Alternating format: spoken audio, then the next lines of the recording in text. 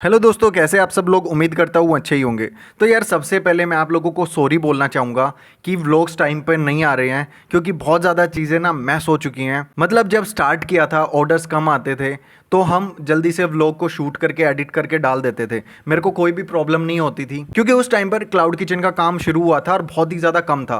Like daily के 2 3 4 orders आ गए and उसी में मैं सारी चीज़ें मैनेज करके फटाफट व्लॉग भी डाल देता था। और इसीलिए मैंने टाइमिंग रखा था सुबह 8 बजे का। बट अब ये हो रहा है कि धीरे धीरे ना ऑर्डर्स बढ़ने लगे हैं एंड रात को भी हमें क्लाउड किचन को ओपन रखना पड़ता है। उसके बाद क्लाउड किचन से फ्री होने के बाद हिम्मत ही नहीं रहती कुछ काम करने की। एंड पिछले 3 4 दिन से ना बॉडी में इतनी ज्यादा थकान हो रही है। लाइक जब व्लॉग स्टार्ट किए थे तो मैं 3 4 घंटे नॉर्मली सोता था एंड अभी वो बैकअप ना बार बार सामने आ रहा है, और जिसकी वजह से बॉडी बहुत ज़्यादा थकान फील कर रही है।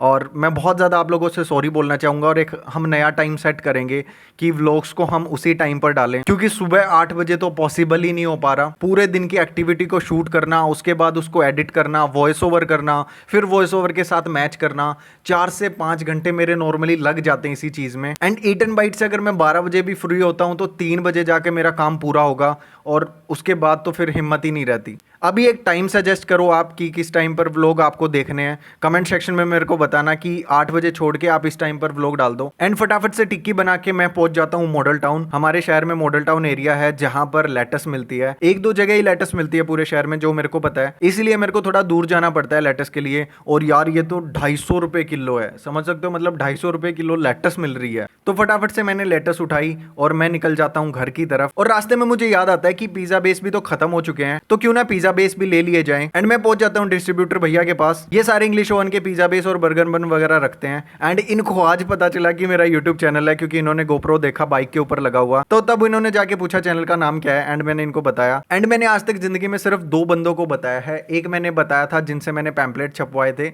उनको सब्सक्राइब करवाया था, और दूसरा मैंने इन भैया को बताया था। और अभी तक मैंने किसी को भी नहीं बोला है कि मतलब खुद से कि सब्सक्राइब करो मेरा यूट्यूब चैनल है वगैरह वगैरह, क्योंकि मेरे को ज्यादा खुशी होती है जब लोग सामने से बोलते हैं कि आपका यूट्यूब चैनल है, तब मेरे को ज्यादा अच्छा फील होता है। एंड पिज्जा बेस उठाकर जैसे ही मैं घर की तरफ निकलता हूँ, रास्ते में मुझे एक ऑर्डर आता है जोमेटो का, और तनु घर पर थी तो मैंने उसको बोल दिया। और यहाँ पर एक गलती हो गई। एक्चुअल में ऑर्डर आया था एक हरा भरा पनीर सैंडविच का, बट मैंने तनु को बोला हरा भरा सैंडविच बनाना है, तो उसने सिर्फ वेजिटेबल्स डाली। और जैसे ही मैं घर पहुंचता हूँ, तनु खुद का ही व्लॉग देख रही थी। मतलब वो नॉर्मली देखती नहीं है कि मैंने क्या डाला क्या नहीं। बीच बीच में जब भी टाइम लगता है तो व्लॉग देखना शुरू करती है कि अच्छा ये चीजें थी। तो जैसे ही वो ऑर्डर जोमेटो राइडर को दिया, तब मेरे को याद आया कि यार इसमें तो पनीर भी था सैंडविच में। फिर मैंने कस्टमर को कॉल किया कि एक्चुअली सो सॉरी, हमने पनीर नहीं डाला, हमने सिर्फ वेजीज डाली। एंड उन्होंने बड़ी स्वीटली बोला कि कोई प्रॉब्लम नहीं, नेक्स्ट टाइम कर लेंगे, अभी के लिए आप जो बनाए वही भेज दो। एंड जब भी कोई ऐसी चीज़ होती है तो मैं कस्टमर को सामने से कॉल करता हूँ, ये चीज़ हुई है हमारी तरफ से, हम एक्सेप्ट करते हैं। ज़्यादा से ज़्यादा क्या कर सकते हैं, हम उनको रिफंड कर देंगे जो उनका पैसा है, क्योंकि जितना टाइम उन्होंने वेट किया है उसका तो हम कुछ कर नहीं सकते। उसके लिए तो सॉरी बोल सकते हैं, बट कभी कभी मिस्टेक्स होती हैं।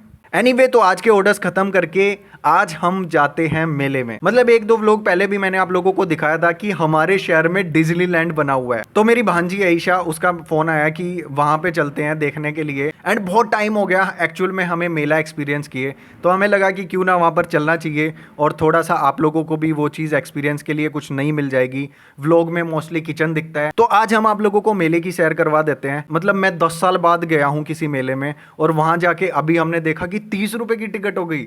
मतलब 10 साल पहले हम जाते थे तो 10 रुपये 5 रुपये की टिकट थी, बट अब 30 रुपये की टिकट लगती है। हमने टिकट ली। अंदर जाने से पहले वहां पर फोक डांस चल रहा था, एंड जो डांसर्स थे वो बड़े अच्छे तरीके से डांस कर रहे थे। जैसे ही हम अंदर पहुंचे, वहां पर वो सर्कल वाला लगा हुआ था जिसमें कैमरा लगाकर आप स्टैंडी के ऊपर रील वगैरह बनाते हैं। एंड गणपति बप्पा को मत्था टेका, सामने ही गणपति बप्पा थे।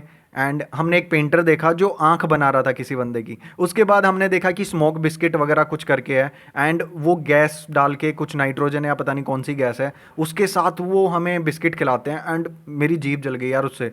बहुत ही ज़्यादा बुरा एक्सपीरियंस था। मतलब मैंने वीडियोज़ में देखा था बहुत लोग खाते थे ये चीज़, एंड मेरे को बड़ा ही गंदा एक्सपीरियंस मिला। टेस्ट भी मेरे को कुछ खास नहीं लगा उसका। उसके बाद हम चले जाते हैं ब्रेक डांस वाले झूले के ऊपर। तनु किसी झूले में नहीं बैठी, तनु को बहुत ज्यादा डर लगता है इन चीजों से। एंड मैंने जब तनु को प्रपोज किया था तो मैंने बिठाया था उसको फ्लाइंग डाइनिंग वाले पे, जो नोएडा में है, सबसे हाइट के ऊपर है, वहाँ पे खाना खाते हैं ऊंचाई पे बैठ के। एंड वो इतनी ज़्यादा डर गई ना, मतलब उस मोमेंट को उसने इन्जॉय नहीं किया। तो तब से मैंने सोचा कि यार इसको ऐसी जगह के ऊपर नहीं बिठाना चाहिए जहाँ पे ये इन्जॉय नहीं कर सकती। तो मैं और ईशा झूले के ऊपर बैठे एंड ब्रेक डांस वाले झूले ने पूरी बॉडी को हिला के रख दिया कि यार इतने बुरे झटके लग रहे थे हमें। और मेरे साथ प्रॉब्लम ये होती है कि मेरे को डर नहीं लगता, बट मेरे को ना ऐसे वॉमिट जैसा फील होने लगता है जैसे ही मैं झूले के ऊपर जाता हूँ। और थोड़ी देर में ही मेरा सर चकराने लग गया उसके ऊपर। कि एक्सपीरियंस अच्छा था, बट ठीक है, मतलब कई साल बाद किया था तो इतना कुछ वो नहीं था। एंड मैं बिना कुछ खाए पिए गया था, तो इसकी वजह से भी मेरे को कुछ वॉमिट वगैरह नहीं आई। और फिर उसके ऊपर गए हम, वो सर्कल वाला बड़ा सा झूला होता है उसके ऊपर। एंड यहाँ पर जाने से मैं सीरियसली डर रहा था, क्योंकि सेफ्टी पॉइंट ऑफ व्यू मेरे को बहुत याद आ रहा था यार, अभी व्लॉग चले हैं, अभी थोड़ा सा ईट एंड बाइट चला है और अभी हम ऐसे खतरनाक जगह पे जा रहे हैं, कुछ हो ना जाए। मेरे को बार बार ना इन झूलों के ऊपर बैठ के फाइनल डेस्टिनेशन मूवी याद आ रही थी। बट एक टाइम बाद वो इतना ज़्यादा फ्रस्ट्रेटिंग लगने लगा, क्योंकि 15 मिनट तो उसने स्टार्ट होने में लगा दिए कि अभी चल रहा है चल रहा है, और उसके बाद ना 7-8 मिनट तो उसने स्टॉप ही नहीं किया झूला। हम ऊपर नीचे घूम रहे हैं, इतना ज़्यादा बुरा फील होने लग गया, वॉमिट जैसा फील होने लग गया। तो बड़ी मुश्किल हो रही थी वहाँ पर। और तन्नू नीचे थी, वो हमें नीचे से देख रही थी।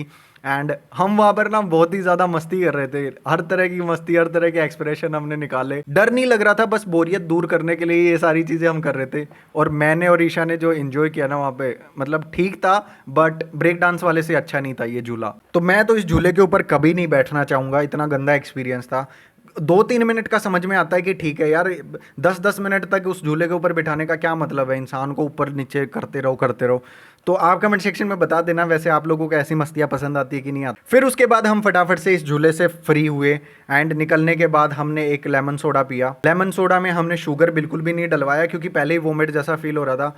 लेमन सोडा पीने के बाद हमें थोड़ी सांस में सांस आई कि हाँ अब हम ठीक हैं। और तनु हंसे जा रही थी, क्योंकि उसे तो कुछ फर्क ही नहीं पड़ रहा था, वो तो आराम से नीचे घूम रही थी। एंड उसके बाद पहुंच जाते हैं हम कार राइडिंग वाले में। ये सुपर फन वाला था, इसमें बहुत ही कम टाइम दिया उन्होंने, 140 रुपये की एक टिकट दी और हमें टाइम दिया मुश्किल से 5 मिनट का।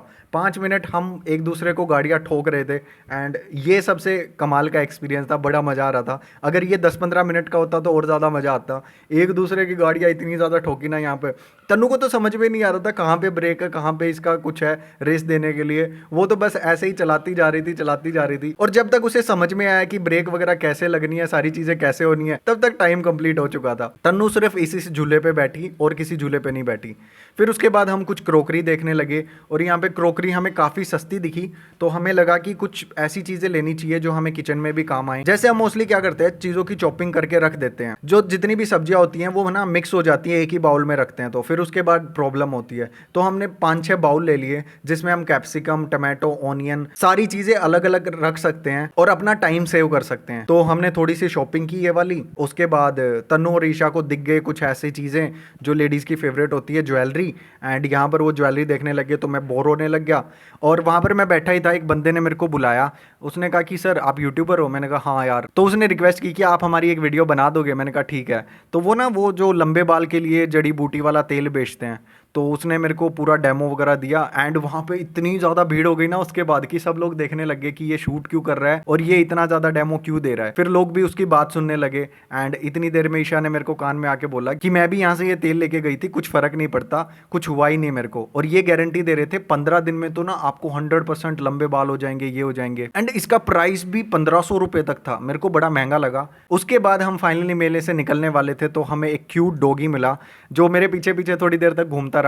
एंड तन्नू को डॉगी बिल्कुल भी पसंद नहीं है, मेरे को डॉगी बहुत ज़्यादा पसंद है। और जैसे ही हम मेन गेट के पास आए तो वहाँ पर इत्तेफाक से ये हुआ, जो बंदा पहले हम जब घुसे थे, जो आर्टिस्ट आंख बना रहा था किसी अपने कस्टमर की, वो दोबारा से उसी आंख को कंप्लीट कर रहा है। मैंने कहा यार इतनी देर में आंख ही बनी है, बट वहाँ पर उसका कस्टमर चेंज हो गया था। तो हम ऐसे ही इंजॉय करते करते पूरे मेले को घूम कर आ गए। एंड काफ़ी अच्छा एक्सपीरियंस था, काफ़ी मज़ा आया, काफ़ी टाइम बाद बचपन की यादें ताज़ा हुई। तो ऐसा गया आज का हमारा दिन। एंड ये व्लॉग थोड़ा हटके था, आप कमेंट सेक्शन में बता देना अगर आपको ऐसे व्लॉग्स पसंद आते हैं नहीं आते। और एक और चीज़, अपने 2 लाख सब्सक्राइबर्स कंप्लीट हो चुके हैं, तो थैंक यू सो मच इतना ज़्यादा सपोर्ट करने के लिए। 1 महीने के अंदर आप लोगों ने मतलब 2 लाख सब्सक्राइबर कंप्लीट करवा दिए। एंड ये सारी चीज़ें आप लोगों की वजह से हैं यार। तो फिर मिलते हैं कल के व्लॉग में, बाय बाय।